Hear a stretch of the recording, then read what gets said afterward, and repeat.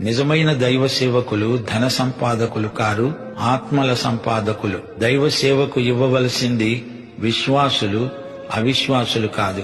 అవిశ్వాసులిచ్చే ద్రవ్యాన్ని దేవుడు అంగీకరించడు.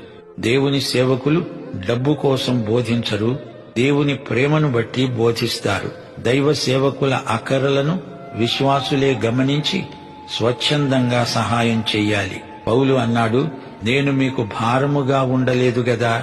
అది దైవ సేవకుని మనస్సు. సువార్తను ప్రకటించే సేవకునికి సాయం చేస్తే నీవు సువార్త ప్రకటించినట్లే అవుతుంది. సువార్తికునికి నీవు సహాయకుడవు, సహకారివి అవుతావు. అతని ఫలములో నీకు పాలు ఉంది.